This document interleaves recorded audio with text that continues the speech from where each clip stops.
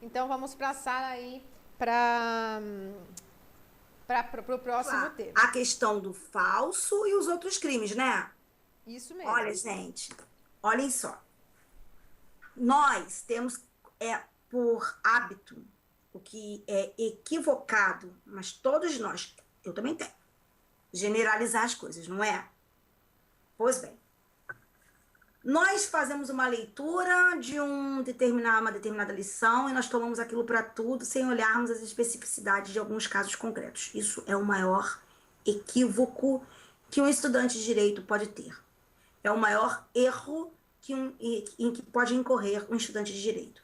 Porque nós sabemos que nós estamos falando de uma ciência humana, nós sabemos que nós estamos falando de questões que podem ser das mais variadas, nós sabemos que tudo pode variar. Então, olhem aqui. Professora, falso usado para estelionato.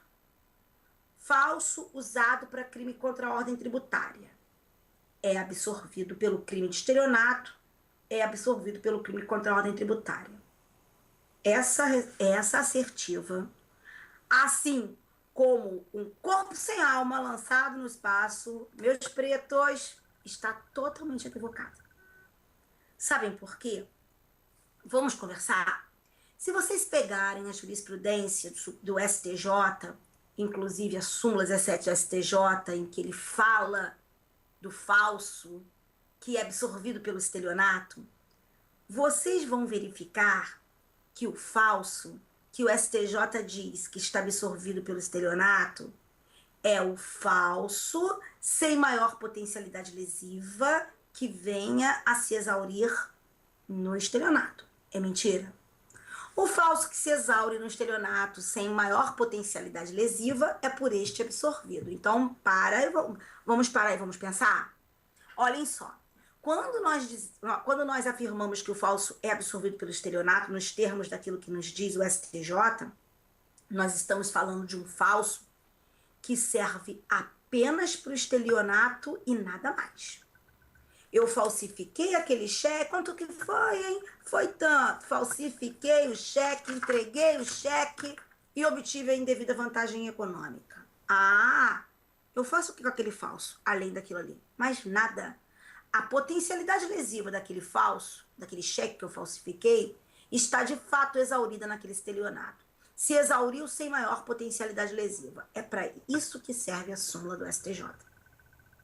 É nesse caso que a jurisprudência do STJ, que a jurisprudência do Supremo Tribunal Federal, é nesse caso que elas vão entender que o crime de falso esteja absorvido pelo estelionato. Ninguém diz que o crime de falso esteja absorvido pelo estelionato quando com aquele falso se pode fazer, muito mais. Mesmo que não se faça, mas que se possa fazer muito mais.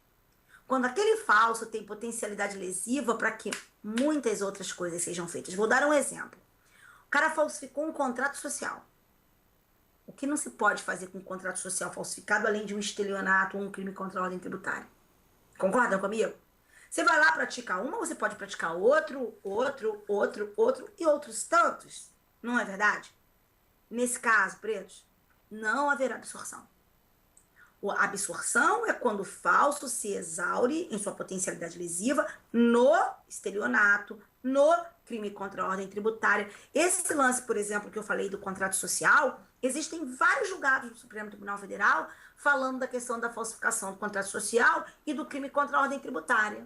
Não é? Porque a grande maioria dos crimes contra a ordem tributária, se você olhar, os crimes contra a ordem tributária são quase todos praticados através de uma falsidade documental ideológica ou falsidade material. Enfim, o certo é que quando analisam a questão de um falso de um contrato social, eles dizem não, porque com esse contrato social falsificado, quantas outras coisas se poderia fazer? Ele não tem a sua potencialidade lesiva exaurida nesse crime contra a ordem tributária, então ele não está absorvido. Ok? E aí haverá concurso de crimes. E por isso eu quero conversar com vocês a respeito, novamente, do nosso cartãozinho de crédito. Vamos falar? A respeito do cartãozinho de crédito. O cartão de crédito falsificado, ele hoje, a simples falsificação do cartão de crédito já caracteriza o crime do artigo 298, parágrafo único. A gente já viu isso. Falsificou, nós temos o crime do artigo 298, parágrafo único. A questão é a seguinte: o cara não falsifica para ficar olhando para o cartão. O objetivo dele não é olhar. Que lindo cartão falsifiquei. Ele quer falsificar esse cartão para a prática de estelionatos, por exemplo. E se ele vier a usar aquele cartão para praticar um estelionato? Você vai me dizer, você acha que... Você vai me responder. Eu estou te ouvindo aqui no meu coração. Tá bom? Você acha, de fato, que um cartão de crédito falsificado tenha a sua potencialidade lesiva exaurida naquele estelionato? Você concorda comigo, meu amor, que aquele cartão de crédito falsificado pode ser usado para tantas e tantas outras coisas? Concordam comigo? Então, eu não posso dizer que esteja absorvido. Porque com aquele cartão, além daquele estelionato, ele, pode praticar tantos outros. Tá ok, queridos? Eu só queria fazer uma lembrança que eu acho muito importante para a galera que vai fazer prova para delegado de Polícia Federal, ou qualquer prova aí que caia crime contra a ordem tributária, mas a galera que vai fazer Polícia Federal na semana que vem. Eu queria lembrar uma coisa que me surgiu agora, sabe, Tânia? A respeito desse lance de falsificação e crime contra a ordem tributária. Sabe aquela questão de falsificar aquelas guias de recolhimento de tributos? Sabe? Aqueles DARFs, aqueles documentos de arrecadação, de Receita Federal, né? Quase não acontece, né? Opa! Então, prestem atenção, porque essa questão, ela já foi abordada algumas vezes por nos nossos concursos, tá ok? A questão de uma pessoa que viesse a falsificar um DARF para a prática de um crime tributário. Perdão. Para simular o pagamento de um tributo, tá ok? A pessoa falsificou aquele DARF, aquele documento de arrecadação de Receita Federal, para simular ter feito o pagamento, efetuado o pagamento de um tributo. Gente, essa falsificação de DARF não é um crime contra a ordem tributária.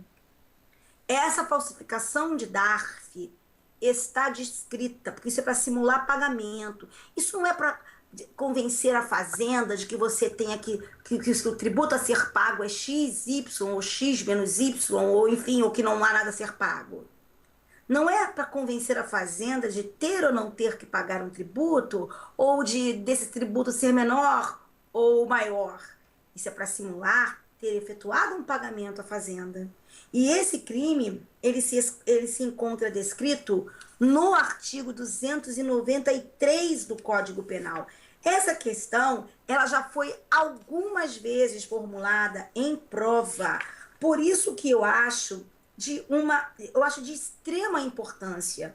Eu vou dar um exemplo aqui para vocês, que é uma questão só como exemplo. Aqui eu tenho essa questão no meu livro, que foi CESP-UNB para a AGU em 2006, em que se falava de um proprietário de uma empresa comercial que falsificou guia de arrecadação de Receita Federal, inserindo uma autenticação mecânica falsa, tá certo? Para simular o pagamento do tributo. Aí colocou assim, nessa situação, de acordo com o entendimento da STJ, praticou o crime de falsidade ideológica. Opa!